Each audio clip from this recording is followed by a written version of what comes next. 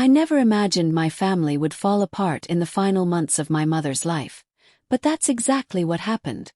My mom was dying from lung cancer, and every day felt like walking through fog. Heavy, slow, and painful.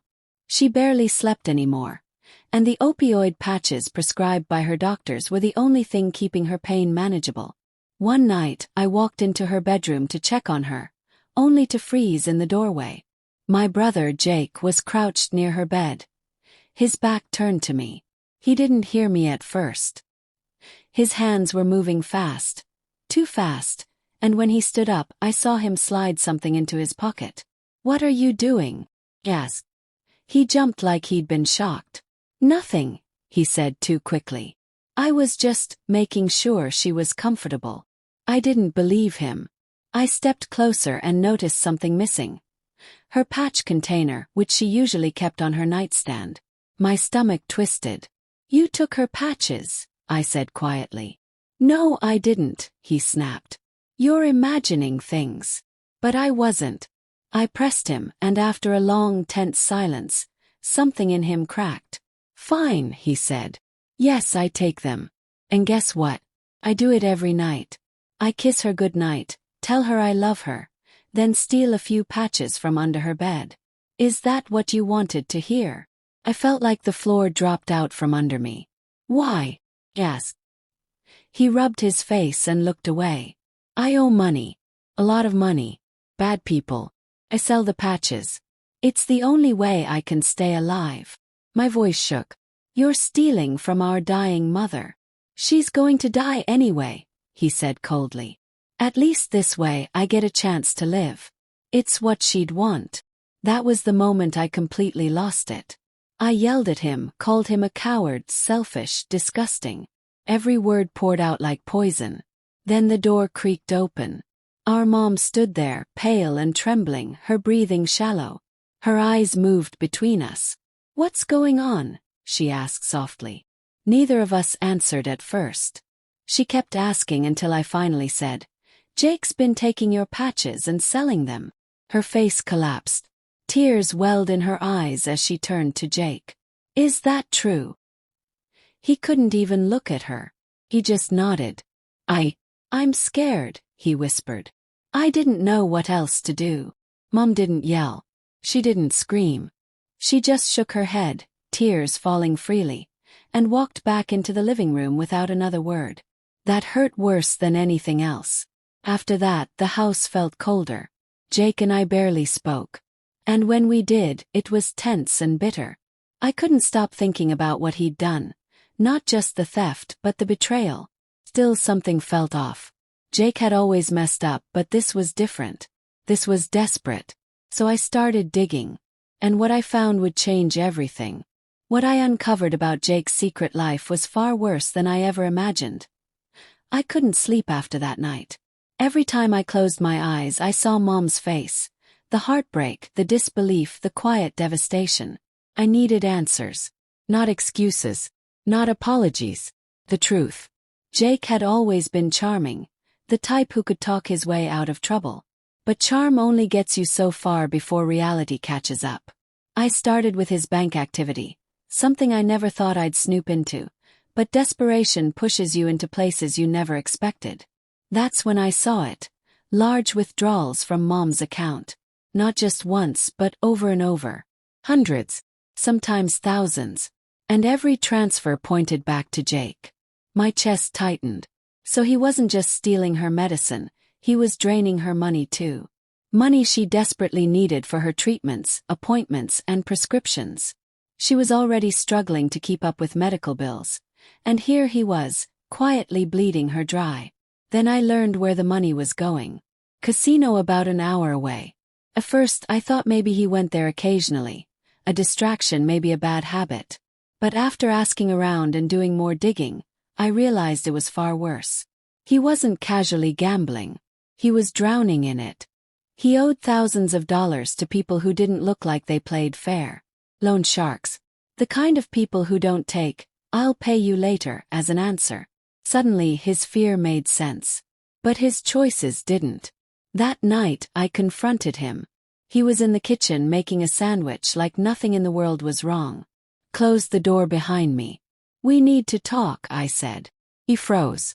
"I know about the casino," I continued. "I know about the money. And I know you've been stealing from Mom." The knife slipped from his hand and clattered onto the counter. For a moment I thought he'd deny it. But instead he just slumped into a chair. "I didn't mean for it to get this bad," he whispered. "I thought I could control it." "You stole from Mom," I said. "She's dying." "I know," he said, burying his face in his hands. "And I hate myself for it. They'll kill me," he added quietly. "If I don't pay them by next month, I'm done." I stared at him. Part of me wanted to feel sorry for him, but I couldn't. Not after what he'd done. "You can't stay here," I said. "You're not safe here. And Mom isn't safe with you." He didn't argue. He just nodded. He packed his things and left that night. For a moment I felt relief. The house was quieter, safer. But the peace didn't last.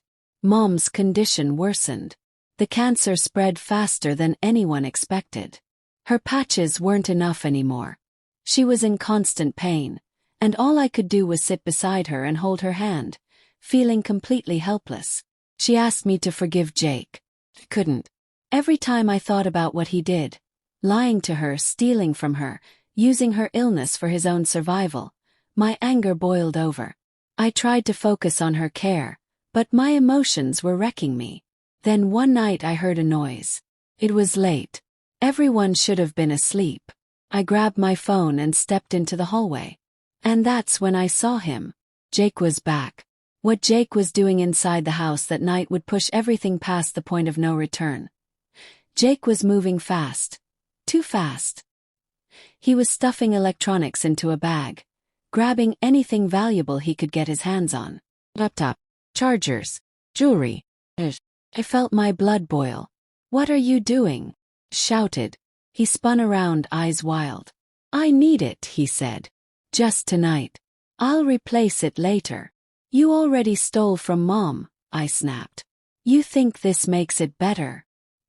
He rushed past me toward her room. I grabbed his arm and yanked him back. "Don't you dare go in there." He started crying. "Please," he begged. "Just this once. I need the money tonight or I'm done for." "I'm calling the police," I said. His face went pale. "You can't. They'll come after you. After Mom." I hesitated for half a second, and then reached for my phone.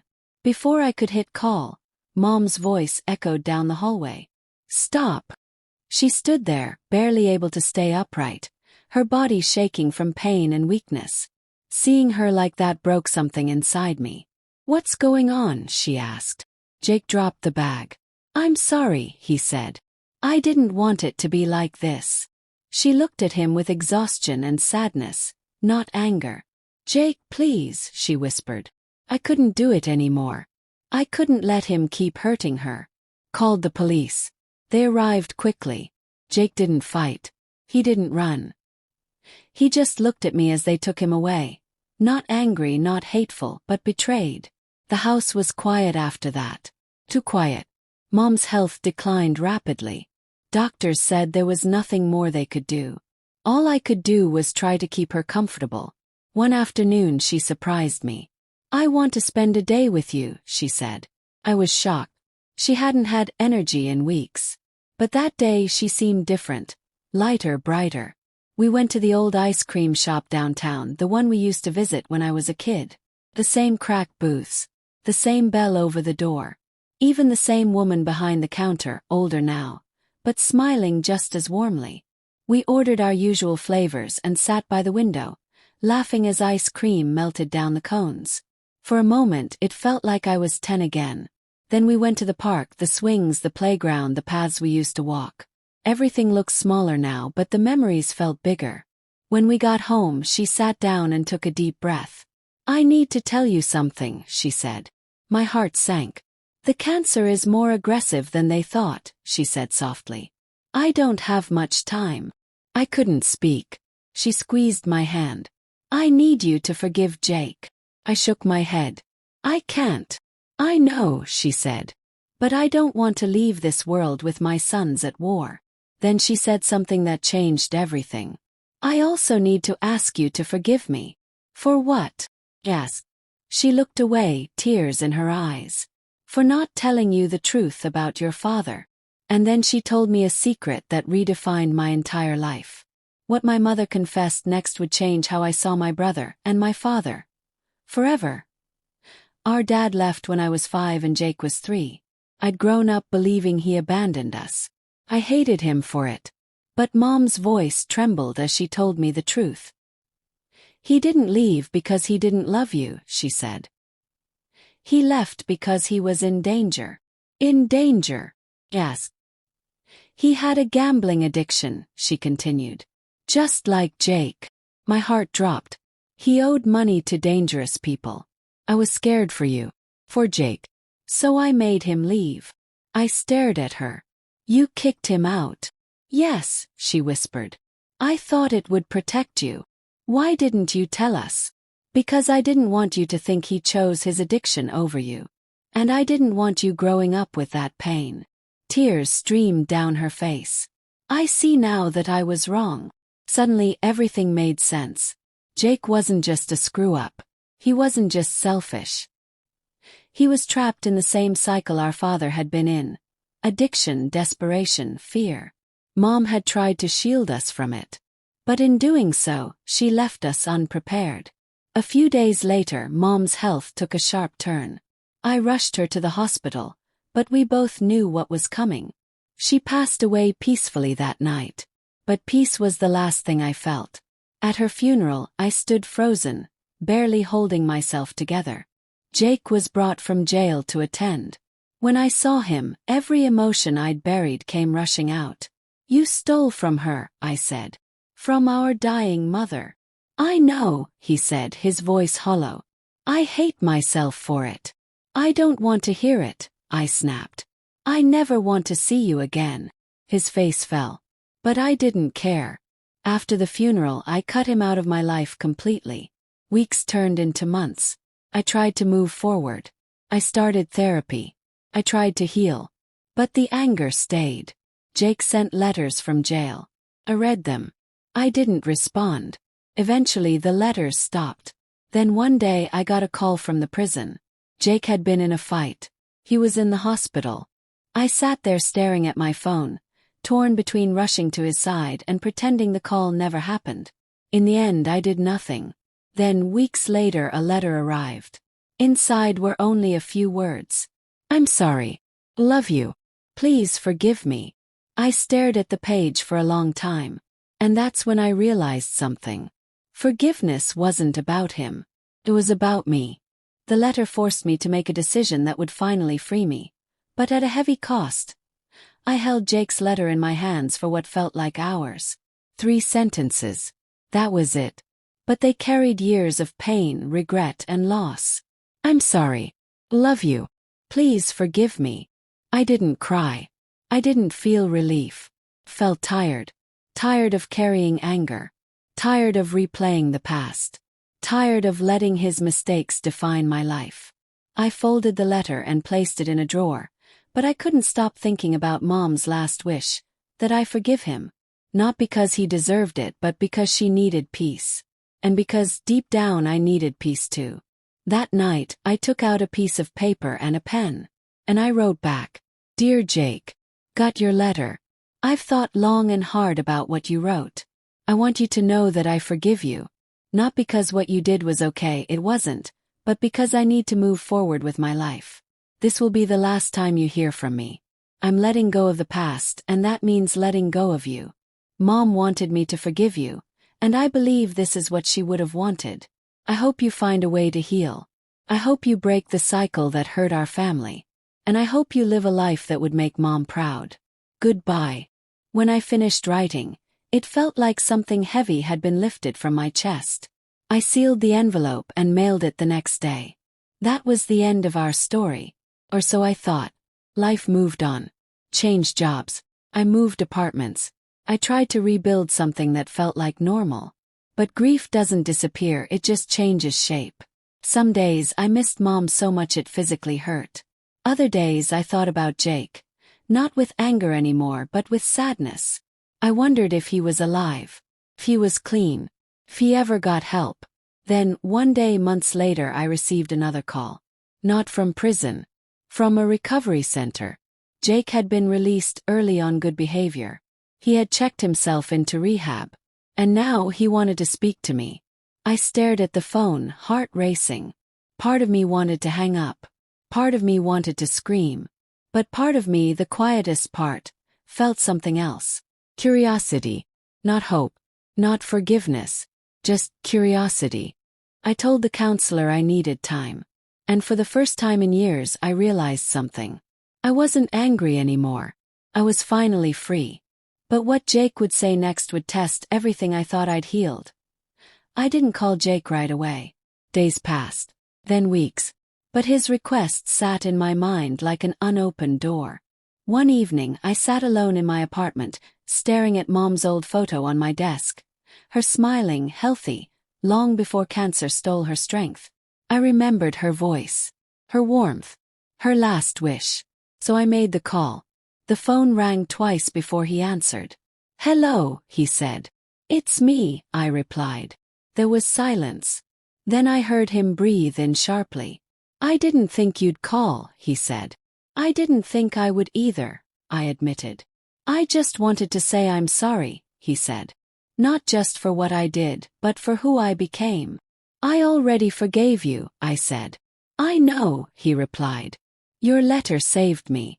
It forced me to look at myself." I didn't respond. "I'm in recovery now," he continued. "I go to meetings. Have a sponsor. I'm trying to change." "That's good," I said. "I don't expect anything from you," he said quickly. "I just wanted you to know I'm trying." We sat in silence for a moment. "I'm not ready to have you in my life," I finally said. "I don't know if I ever will be." "I understand," he replied. "I don't deserve another chance." "That's not what this is about," I said. "This is about me choosing peace." "I hope one day you can see me differently," he said. "I hope one day you become someone different," I replied. We said goodbye. And that was it. No reunion. No dramatic reconciliation. No happy ending. Just closure. Some people think forgiveness means rebuilding relationships. Doesn't. Sometimes forgiveness means letting go completely. I don't know what Jake's future holds. I don't know if he'll stay clean. I don't know if he'll break the cycle our father couldn't. But I do know this. I'm no longer carrying his mistakes. I'm no longer living in the shadow of betrayal. I'm no longer chained to anger. I honored my mother's final wish. Forgave. And then I walked away. But sometimes the hardest part of healing isn't forgiveness. It's accepting that some people can only be loved from a distance.